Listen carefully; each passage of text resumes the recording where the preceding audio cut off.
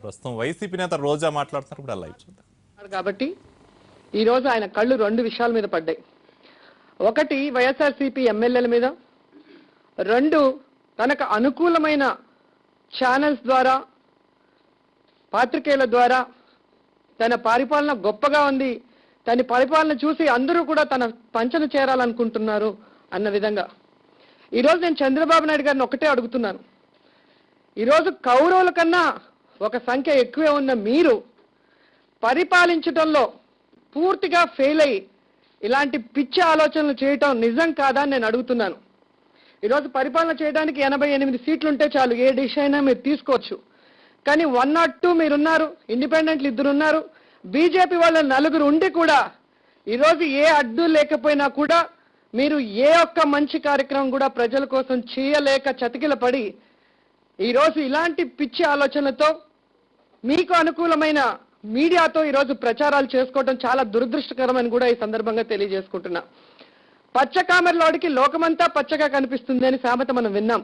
అలాగే ఈ పచ్చ పార్టీ అయిన టీడీపీ పార్టీ ముఖ్యమంత్రి గారికి అందరూ ఎమ్మెల్యేలు వైఎస్ఆర్సీపీ నుంచి ఆయన పార్టీలోకి వచ్చేసినట్టు భ్రమపడుతూ ఆ భ్రమని ప్రజలకి కూడా కలిగించాలి అని చెప్పే ప్రయత్నమే మనం నిన్న ఛానల్స్ లో చూడటం జరిగింది. ఇదిగో వచ్చేస్తున్నారు, అదిగో వచ్చేస్తున్నారు, సాయంత్రం చంద్రబాబు నాయుడుతో మీట్ అయిపోతున్నారు అన్నారు. ఎక్కడ ఒక్కరు కూడా ఇంతవరకు మీట్ కాలేదంటే ఒక్కసారి నీ గురించి నువ్వు ఆలోచించుకోవాల్సిన అవసరం ఉంది.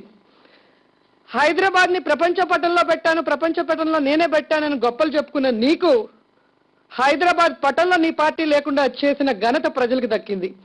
ఎందుకంటే నువ్వు చెప్పేది ప్రతిదీ కూడా అబద్ధమే, వాళ్ళకి ఏ మంచి చేయలేదు కాబట్టే ఈరోజు వాళ్ళు నీకు బుద్ధి చెప్పింది కళ్ళారా కూడా చూసాం.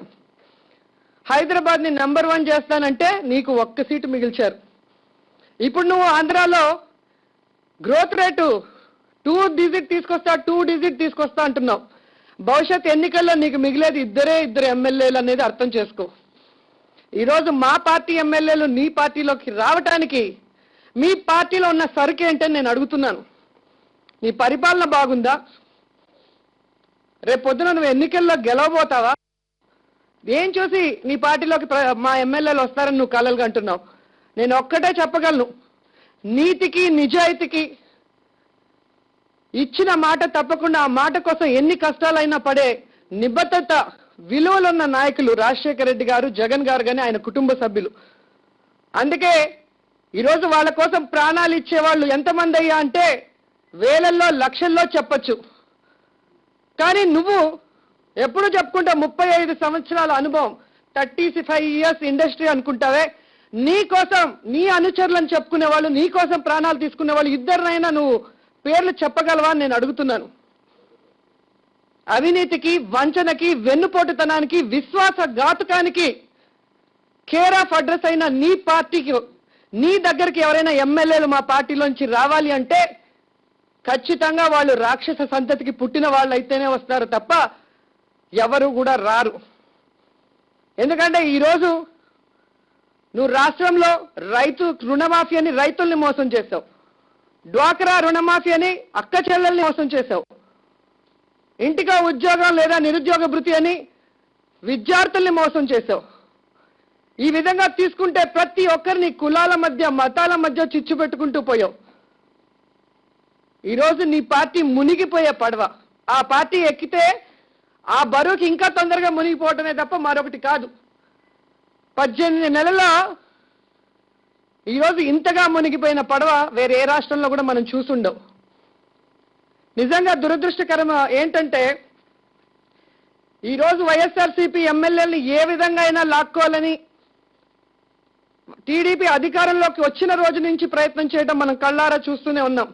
దాంట్లో భాగంగానే జన్మభూమి కమిటీలు అని ఓడిపోయిన వాళ్ళని, రౌడీల్ని, పనికి మాలిన వాళ్ళందరినీ కమిటీల్లో వేసి ప్రజాస్వామ్యాన్ని అపహాస్యం చేస్తూ, ప్రజాప్రతినిధుల్ని వాళ్ళ హక్కుల్ని కాలరాస్తూ ఇష్టారాజ్యంగా పెన్షన్లు కానీ, మరి ఏ విషయంలో రేషన్ కార్డుల విషయంలో కానీ, గ్యాస్ విషయంలో కానీ ఏది తీసుకున్నా కూడా మరి ఏ విధంగా ప్రజాప్రతినిధులందరినీ కూడా తన గుప్పిట్లో తెచ్చుకోవాలన్న ప్రయత్నం చేశారో మనం అందరం కూడా గమనించాం.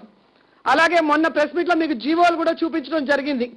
గెలిచిన ఎమ్మెల్యేలు ఉంటే నియోజకవర్గ అభివృద్ధి నిధులు ఓడిపోయిన వాళ్ళకి, త్రిసభ్య కమిటీలకి, అలాగే టీటీడీలో బోర్డు మెంబర్లుగా ఉన్న వాళ్ళకి ఇచ్చి ఈరోజు ఎమ్మెల్యేలని తమ వైపు లాక్కోవడానికి ఎన్ని ప్రయత్నాలు చేశారో కూడా మనం చూసాం. అలాగే మీరు చూస్తే తప్పుడు కేసులు పెట్టడం, ప్రజల సమస్యల మీద పోరాడుతూ ఉంటే ఫాల్స్ కేసులతో ఏ విధంగా అరెస్ట్ చేసి లోపల వేయటం, అసెంబ్లీలో గట్టిగా నిలదీస్తే రూల్స్కి విరుద్ధంగా సస్పెన్షన్లు చేయటం, ఏకంగా నా విషయంలో చూస్తే 1 సంవత్సరమే సస్పెండ్ చేస్తే దేశం మొత్తం ఈరోజు అవాక్కై ఉంది. సో ఈ విధంగా నయాన భయాన లేదా కేసులు పెట్టో, ప్రలోభాలు పెట్టో, బెదిరించో ఏ విధంగా అయినా పార్టీలోకి చేర్చుకోవాలన్న ప్రయత్నం నువ్వు చేసినా కూడా ఇంతవరకు ఒక్కరు కూడా నీ పార్టీలోకి రాలేదు అంటే నువ్వేంటో, నీ నాయకత్వం ఏంటో నువ్వు తెలుసుకోవాల్సిన అవసరం ఉంది. జగన్మోహన్ రెడ్డి గారు వెనకున్న ఎవ్వరూ కూడా జగన్మోహన్ రెడ్డి గారు అధికారంలో ఉన్నప్పుడు ఆయన దగ్గరికి వెళ్ళిన వాళ్ళు కాదు. ఆయన కష్టాల్లో ఉన్నప్పుడు ఆయన వెనక ఉన్న వాళ్ళం. ప్రజల పట్ల, ప్రజల సమస్యల పట్ల ఆయన స్పందిస్తున్న తీరు, తన తండ్రిలాగా ప్రజలకి మంచి పరిపాలన అందించాలన్న ఆయన తపన చూసి అందరం కూడా ఆయన వెనక నడిచాం. ఈ రోజు కూడా నడుస్తున్నాం. ప్రజలిచ్చే తీర్పును గౌరవించి ప్రజలకి అండగానే ఈరోజు పోతున్నాం. ప్రజల సమస్యల మీద పోరాడుతున్నాం. ఈరోజు భారతదేశంలో మీరు చూస్తే ఏ రాష్ట్రంలో అయినా కూడా ప్రతిపక్ష నాయకులు ఎన్నికలు అయిన తర్వాత, ఓడిపోయిన తర్వాత ప్రజల్లో ఉన్నారా, ప్రజా సమస్యల మీద ఎక్కడైనా పోరాడారని చూస్తే ఎక్కడా కూడా ఉండదు.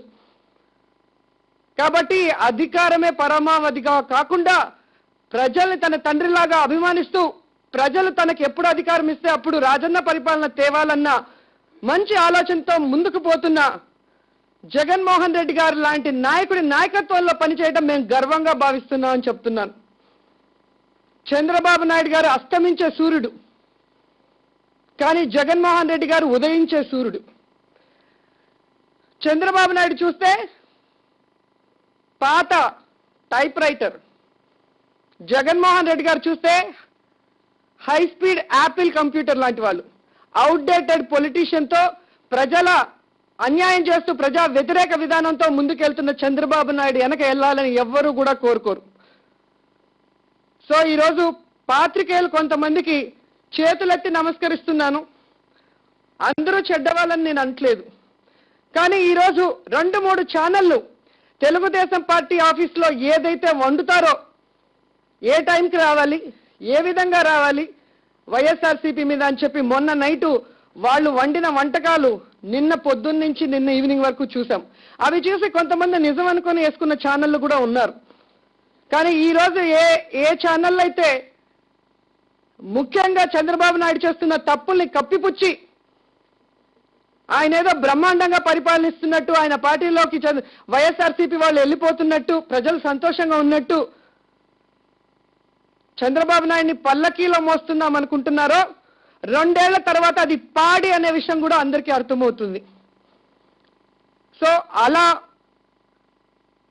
మానసికంగా దెబ్బతీసే విధంగా లేనివి ఉన్నట్టు గోబెల్స్ ప్రచారం చేసే ఏ ఛానల్ మీదైనా కూడా లీగల్ గా ప్రొసీడ్ అవుతామని కూడా గట్టిగా చెప్తున్నాను.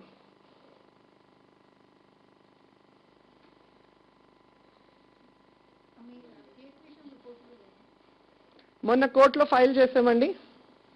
యాక్చువల్గా అసెంబ్లీకి అపోజిట్ గా కోర్టుకు వెళ్ళటానికి లేదు, కానీ రూల్స్ ప్రొసీజర్స్ భిన్నంగా కనుక నిర్ణయాలు తీసుకున్నప్పుడు మరి వాటి మీద వెళ్ళే అవకాశం ఉంది. కాబట్టి ఏదైతే 342 ప్రకారం నన్ను 1 year సస్పెన్షన్ అన్నారో అది అన్యాయం. ఒక ఎమ్మెల్యేగా నా హక్కుల్ని కాలరాస్తున్నట్టు, నా నియోజకవర్గ ప్రజల సమస్యల్ని అసెంబ్లీలో గొంతు విప్పనీయకుండా నా గొంతు నొక్కేసే ప్రయత్నం. కాబట్టి నేను కోర్టును ఆశ్రయించడం జరిగింది. ఖచ్చితంగా న్యాయస్థానం మీద నాకు నమ్మకం ఉంది కాబట్టి న్యాయం జరుగుతుంది అని కూడా ఆశిస్తున్నాను. ఈరోజు కోర్టు హీరింగ్ లో జరుగుతుంది. మార్నింగ్ మధ్యాహ్నం 1:30కి మరి వాయిదా వేయటం జరిగింది. మళ్ళీ 1:30కి జరుగుతుంది. అలాగే నేను స్పీకర్ గారికి కూడా ఇంకో లెటర్ ఇవ్వాలనుకుంటున్నాను.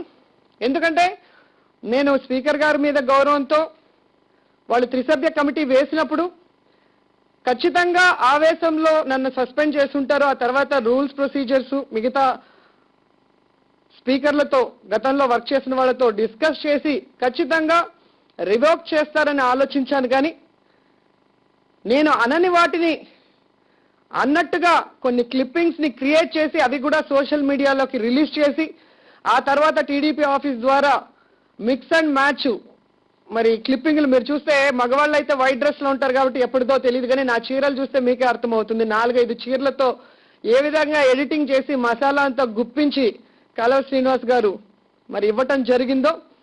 సో దాని మీద ఒక కమిటీని వేసి నా సస్పెన్షన్ ని ఆలోచిస్తామన్న విషయం